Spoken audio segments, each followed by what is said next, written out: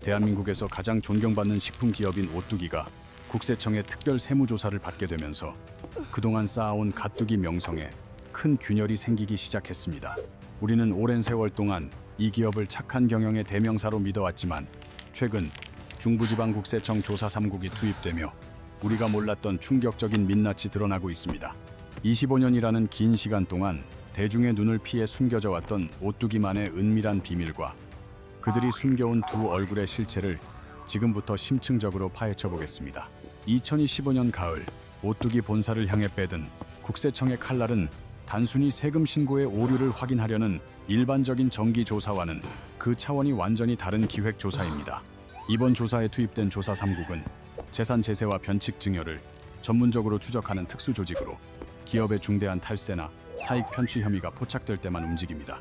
사익 편취란 회사가 벌어들인 정당한 이익을 총수 일가의 개인적인 주머니로 교묘하게 빼돌리는 행위를 의미하며 이는 기업 윤리에 정면으로 어긋나는 중대한 사안입니다. 국세청은 오뚜기가 단순한 회계 실수를 넘어서 의도적으로 세금을 회피하거나 회사 자금을 사유화했다는 강력한 의심을 품고 이번 특별 조사의 강도를 높이고 있습니다. 이번 조사의 핵심은 특수관계인에 대한 부당 지원, 총수 일가 소유 토지의 개발 비용 대납, 그리고 용역비 과다 지급을 통한 비자금 조성 의혹입니다. 여기서 특수관계인이란 가족이나 친인척처럼 특별한 관계에 있는 사람들을 뜻하며 오뚜기는 함영준 회장의 매형이 운영하는 회사와의 불투명한 거래를 집중 조사받고 있습니다. 오뚜기는 이미 지난 2020년에도 강도 높은 세무조사를 통해 약 100억 원의 추징금을 납부한 전력이 있음에도 불구하고 5년 만에 다시 조사에 타깃이 되었습니다. 대중이 그토록 칭송하던 착한 기업의 이면에서 어떤 일들이 벌어지고 있었는지 광고 속 밝은 이미지와 세무조사를 받는 현실 사이의 간극을 들여다봐야 합니다. 국세청이 주목하는 오뚜기의 진짜 문제는 그들의 복잡하고 폐쇄적인 지배 구조에 있으며 이는 외부의 감시가 닿지 않는 곳에서 사익 편취의 수단으로 활용되었습니다. 오뚜기 그룹 내부에는 상장된 본사 외에도 대중에게 잘 알려지지 않은 수많은 비상장 회사들이 존재하며 이들은 정보 공개 의무가 적어 자금 흐름이 매우 불투명합니다. 총수 일가는 이러한 비상장 회사들의 지분을 대량으로 보유하고 있으며 오뚜기 본사는 합리적인 이유 없이 이들 회사와 수조 원대에 달하는 내부 거래를 이어왔습니다. 본사가 충분히 직접 수행할 수 있는 사업 영역임에도 불구하고 굳이 친인척 소유의 비상장 회사를 거쳐 거래를 진행하는 구조는 전형적인 일감 몰아주기의 행태입니다. 이러한 내부 거래를 통해 비상장 회사가 얻은 막대한 이익은 결국 배당금이라는 합법적인 수단을 통해 총수 일가의 개인 자산으로 고스란히 흘러들어가는 구조를 가집니다. 국세청은 또한 회장 일가 소유의 사유지를 개발하는 과정에서 발생하는 막대한 비용을 오뚜기 본사가 대신 지불했는지 여부를 확인하기 위해 장부를 꼼꼼히 대조하고 있습니다. 상장 회사인 오뚜기의 이익은 모든 주주에게 공평하게 돌아가야 하지만 특정 일가만을 위해 회사 자원이 남용되었다면 이는 주주들에 대한 명백한 배임 행위에 해당합니다. 국가에 내야 할 정당한 세금을 피하면서 사익을 챙기는 행위는 결국 소비자들의 신뢰를 저버리는 일이며 나아가 국가 경제 전체에 막대한 피해를 입히는 결과로 이어집니다. 이제 우리는 오뚜기가 모범 기업이라는 가면 뒤에 숨겨왔던 사익 편취의 구체적인 방식과 그 과정에서 희생된 일반 주주들의 권리에 대해 본격적으로 논의해보려 합니다. 오뚜기가 대한민국에서 모범 기업이라는 독보적인 지위를 얻게 된 결정적인 배경에는 바로 500억 원에 달하는 막대한 상속세 완납 신화가 자리 잡고 있습니다. 함영준 회장은 선대 회장으로부터 경영권을 승계받는 과정에서 편법 없이 전공법을 선택하여 세금을 냈고 대중은 이 모습에 열광하며 가뚝이라는 찬사를 보냈습니다. 하지만 우리는 여기서 매우 본질적인 의문을 던져봐야 합니다. 과연 그 어마어마한 일, 500억 원이라는 상속세 재원은 구체적으로 어디에서 어떻게 마련된 것일까요? 단순히 개인의 월급을 모으거나 부동산을 매각해서 마련하기에는 너무나도 큰 액수였기에 그 자금의 출처를 추적하다 보면 면사랑이라는 생소한 이름의 회사와 마주하게 됩니다. 면사랑은 면과 소스를 전문적으로 제조하는 업체로 오뚜기와는 매우 긴밀하고도 특수한 거래 관계를 맺고 있는 핵심 협력사 중 하나입니다. 놀라운 사실은 이 회사의 최대 주주가 바로 함영준 회장의 매형인 정세장 대표이며 일가와 특수 관계자들이 지분의 94%를 장악하고 있다는 점입니다. 이들의 거래 구조를 들여다보면 오뚜기 본사가 라면이나 소스 제조에 필요한 원재료를 시중보다 비싼 가격에 면사랑으로부터 사들이는 방식을 취하고 있습니다. 국세청은 오뚜기가 면사랑으로부터 원재료를 매입하는 과정에서 시장가보다 의도적으로 높은 단가를 책정하여 이익을 몰아주었는지를 집중적으로 조사하고 있습니다. 만약 시세보다 비싸게 물건을 샀다면 그 차액만큼 오뚜기 본사의 이익은 줄어드는 반면 면사랑은 손쉽게 막대한 이익을 거두게 되는 전형적인 구조입니다. 실제로 2024년 한 해 동안 오뚜기가 면사랑으로부터 매입한 금액은 280억 원을 상회하며 이는 전년 대비 무려 25%나 급증한 수치로 기록되었습니다. 이렇게 발생한 이익은 결국 배당이라는 형식을 빌려 면사랑의 지분을 94%나 가진 함 회장의 매형과 그 가족들의 개인 주머니로 고스란히 흘러들어갔습니다. 즉, 오뚜기라는 대기업의 일감이 친인척 소유의 회사로 향하고 거기서 발생한 이익이 다시 총수 일가로 회귀하는 폐쇄적인 자금 순환 구조가 형성된 것입니다. 삼성이나 현대차 같은 다른 대기업들도 비슷한 방식의 내부 거래로 수차례 비판을 받아왔지만 오뚜기는 착한 기업이라는 강력한 방패 뒤에서 비교적 자유로웠습니다.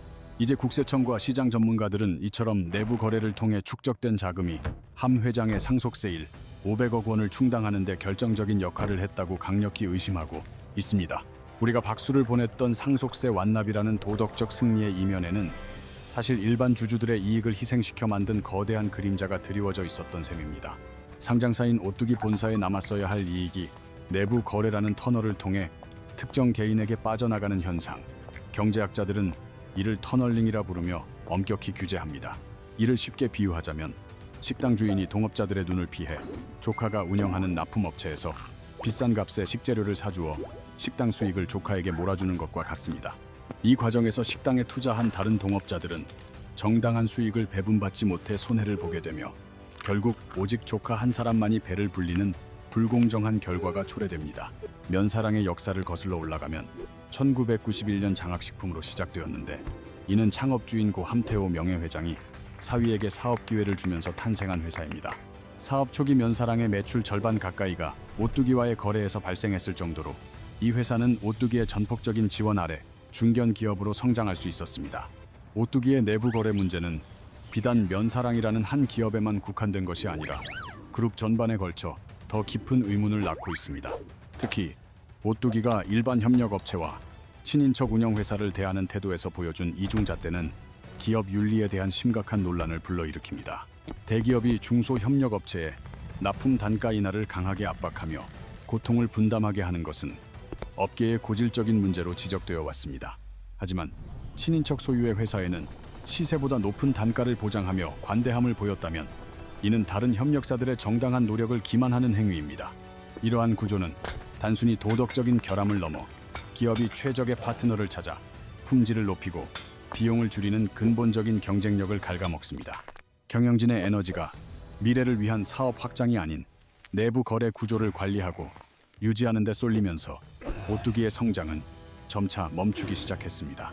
오뚜기가 내부 거래라는 좁은 틀에 매몰되어 있는 동안 바깥 세상에서는 글로벌 시장의 판도를 바꾸는 거대한 변화의 물결이 일고 있었습니다. 그 변화의 중심에는 불닭볶음면 하나로 세계 시장을 정복하며 오뚜기와 극명한 대조를 이룬 삼양식품의 놀라운 성장이 자리 잡고 있습니다. 삼양식품은 과감한 현지화 전략과 혁신적인 제품 개발을 통해 전 세계인이 열광하는 K라면의 새로운 신화를 써내려갔습니다. 두 기업의 성적표는 해외 매출 비중에서 확연히 갈리는데 삼양식품은 전체 매출의 81%를 해외에서 벌어들이는 반면 오뚜기는 10.8%에 불과합니다. 숫자로 보면 더욱 처참합니다.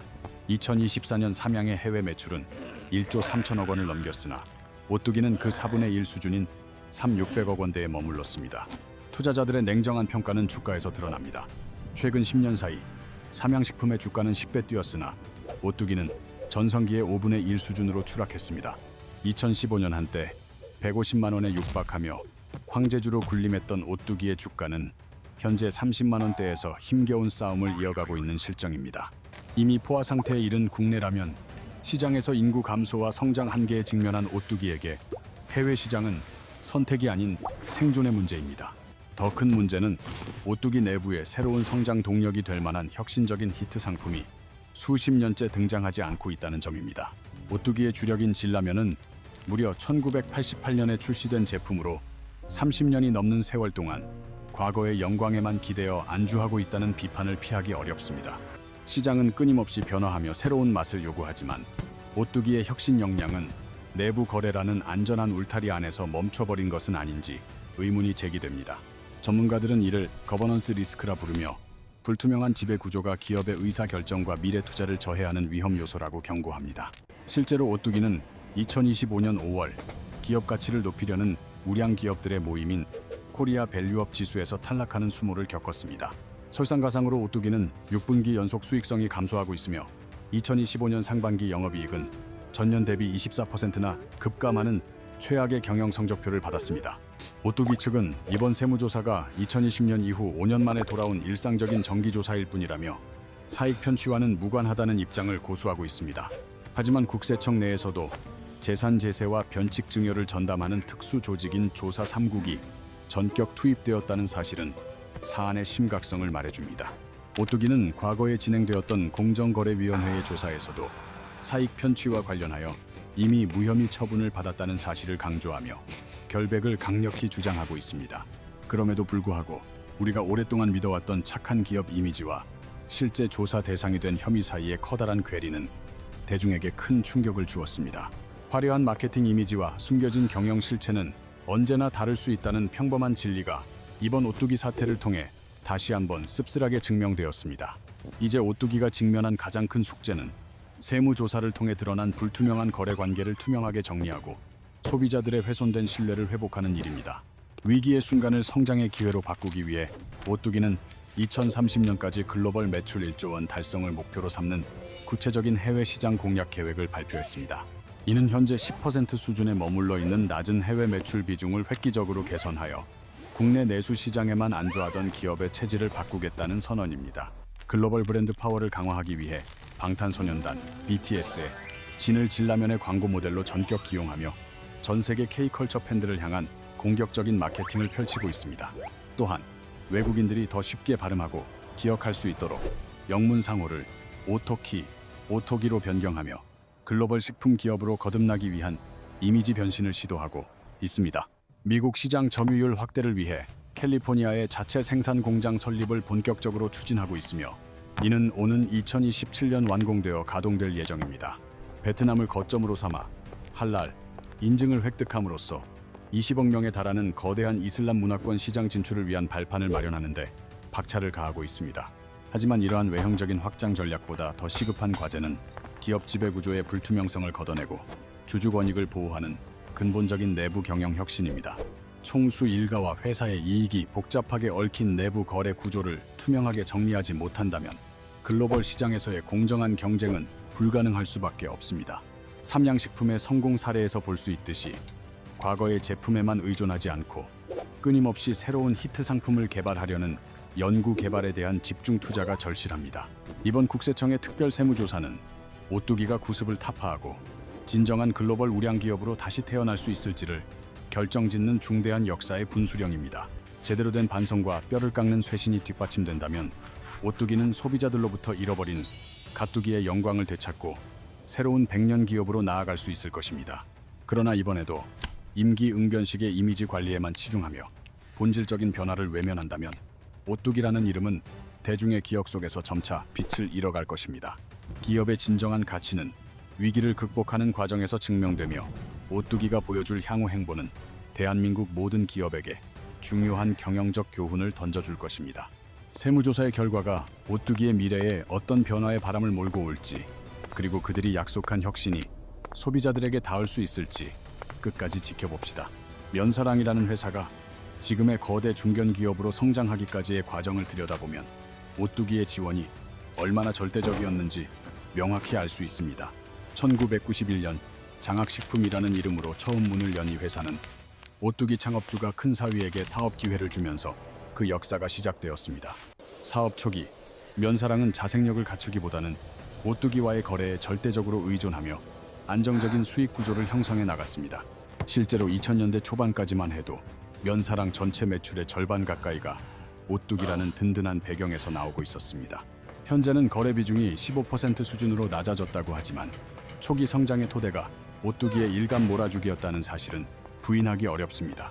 오뚜기의 전폭적인 지원 덕분에 면사랑은 어느덧 연 매출일 800억 원이 넘는 중견기업으로 성장하며 시장의 강자로 자리매김했습니다. 문제는 이러한 장기적이고 조직적인 거래가 과연 공정한 경쟁을 통해 이루어졌는가 하는 점에 국세청은 주목하고 있습니다. 만약 오뚜기가 더 경쟁력 있는 다른 업체들을 제쳐두고 친인척 회사라는 이유만으로 일감을 몰아줬다면 이는 명백한 불공정 거래입니다. 더군다나 친인척 회사에 시세보다 비싼 납품 단가를 보장해 주었다면 이는 오뚜기 본사의 이익을 고의로 훼손한 행위가 됩니다. 경제학에서는 이러한 행위를 터널링이라고 부르는데 이는 회사의 이익이 보이지 않는 터널을 통해 특정 개인에게 빠져나가는 현상을 뜻합니다. 마치 식당의 수익을 높이는 대신 사장 조카가 운영하는 업체에서 식재료를 비싸게 사서 동업자들에게 손해를 입히는 것과 같은 구조입니다.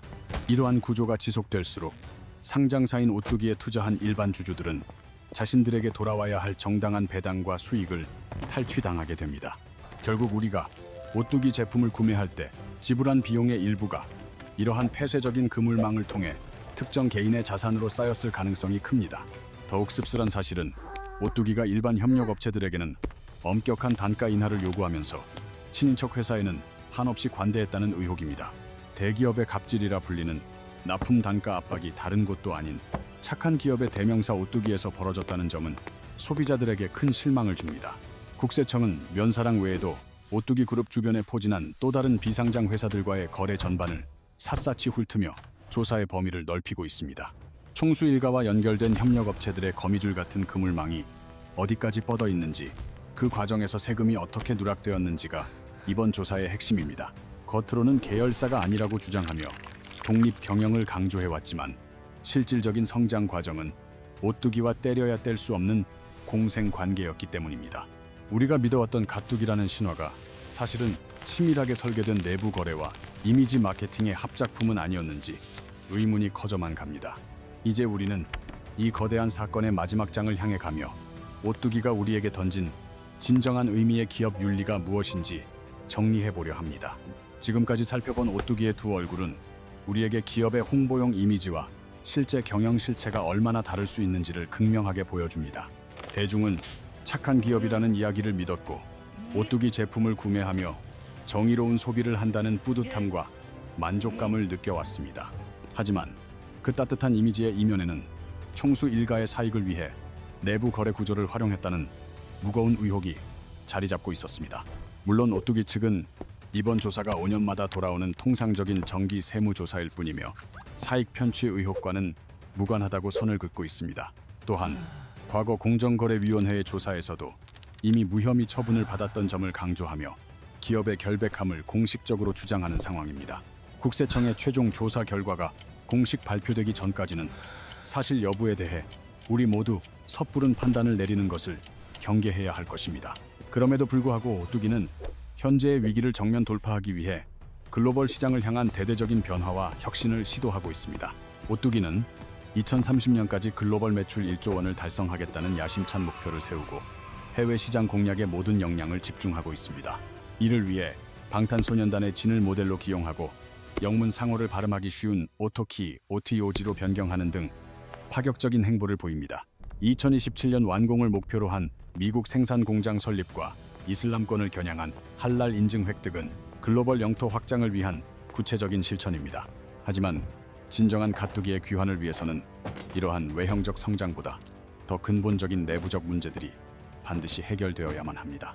첫째로, 총수 일가와 회사의 이해관계가 복잡하게 얽힌 불투명한 지배 구조를 과감히 정리하여 경영의 투명성을 확보해야 합니다.